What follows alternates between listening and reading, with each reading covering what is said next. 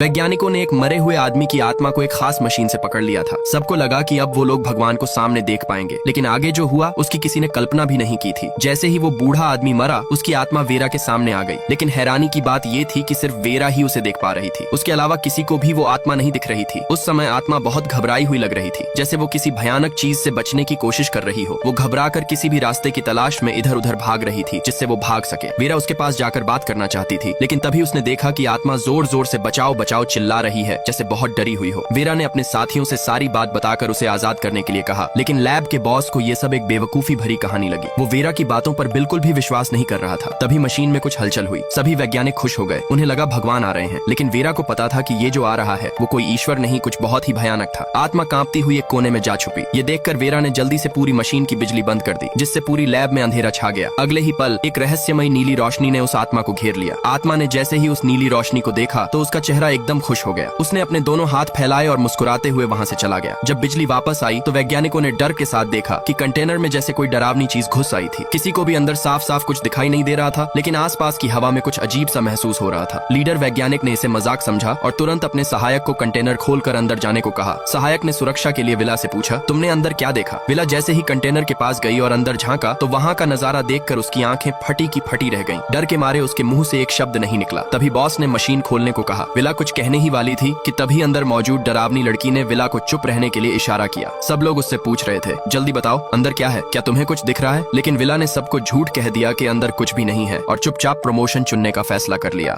एक अमीर ग्राहक ने एक वेट्रेस के बट पर थप्पड़ मारा, लेकिन हैरानी की बात ये थी कि वेट्रेस को गुस्सा बिल्कुल नहीं आया। असल में ये होटल खास अमीरों के लिए बनाया गया था और यहाँ की खूबसूरत वेट्रेसेस ही इसकी सबसे बड़ी पहचान थी। यहाँ तक कि जब उन्हें छेड़ा जाता था तब भी वो कुछ नहीं कहती थी। ये वेट्रेसेस यहाँ बिना तनख्वाह के काम करती थी। बदले में सिर्फ हर दिन एक बोतल दूध मिलता था। हर शिफ्ट के बाद सुपरवाइजर उनकी कॉलर पर एक स्टैंप लगाता था। लेकिन हैरानी की बात ये थी कि उन्हें ये प्रक्रिया पसंद थी, क्योंकि अगर कोई 8 स्टैंप इकट्ठे कर ले तो उसे आजादी मिलती थी। आजादी की इसी चाह में एक रात लीसा चोरी छिपे होटल के अंदर जा घुसी और जो उसने देखा उससे उसका दिल दहल गया। एक स्टाफ मेंबर ने एक लड़की को एक कमरे में ले जाया और कहा कि वो उसकी कॉलर हटाने में मदद करेगा, लेकिन उसने लड़की के सिर की तरफ एक खास हेलमेट घुमा दिया। लड़की कुछ समझ पाती उससे पहले ही हेलमेट से निकली स्टील की सुइयां उसके दिमाग में घुस गईं। कुर्सी धीरे धीरे पीछे झुकने लगी और एक बटन दबाते ही लड़की को एक रहस्यमयी फैक्ट्री की तरफ घसीटा गया। लीसा ने जब अंदर झांका तो वहाँ की हालत देखकर उसकी रूह कांप गई। उस फैक्ट्री में उसकी ही साथ काम करने वाली लड़कियों की लाशें लटकी हुई थीं। सबसे भयानक बात ये थी कि जो दही जैसी चीज वो रोज पीती थी वो इन्हीं लड़कियों के शरीरों से बनी होती थी। सच्चाई जानने के बाद लीसा अंदर से टूट चुकी थी। अगले दिन काम पर लीसा ने देखा कि एक अमीर आदमी एक वेट्रेस के बदन पर व्हिप्ड क्रीम छिड़क रहा था। उसे लगा कि उसकी साथी हमेशा की तरह सब बर्दाश्त करेगी, लेकिन अगले ही पल उस लड़की ने आदमी को जोरदार थप्पड़ मारकर जमीन पर गिरा दिया। उसका ये बर्ताव देखकर सब दंग रह गए। वो लड़की भागते हुए एलिवेटर की तरफ दौड़ पड़ी। तभी होटल का मालिक आया और रिमोट कंट्रोल दिखाकर उसे धमकाने लगा, लेकिन लड़की झुकी नहीं। मजबूरी में मालिक ने बटन दबा दिया और लड़की वहीं गिर पड़ी। पास खड़ी लीसा ये सब देखकर एकदम सुन्न रह गई। रात को जेसन आया और लीसा की कॉलर खोल दी। अब आजाद हो चुकी लीसा ने जेसन के साथ मिलकर भागने की ठानी। जेसन ने सामने की बिल्डिंग पर एक डिवाइस फेंका और कुछ ही सेकंड में 100 मीटर लंबा पुल बन गया। लेकिन जैसे ही दोनों उस पर चढ़े, होटल के लोग पीछा करते हुए वहां भी पहुंच गए। जेसन ने पूरी ताकत से लड़ाई की, लेकिन ऊंचाई से उसे गोली मार दी गई और वो नीचे गिर गया। लीसा को दोबारा पकड़ लिया गया। जब उसे फांसी पर ले जाया जा रहा था तभी साथ चल रहे एक आदमी ने अचानक हमला कर दिया। उसने 3 सेकंड से भी कम में सबको मार डाला। जब उसने हेलमेट उतारा तो सामने जेसन था। फिर जेसन और लीसा ने सब पीड़ित लोगों को इकट्ठा किया और मिलकर उस गंदे होटल को हमेशा के लिए तबाह कर दिया। ये जबरदस्त फिल्म का नाम है क्लाउड एटलस। कॉपीराइट की वजह से हम यहीं रुकते हैं। असली फिल्म देखना मत भूलना। फिर मिलेंगे।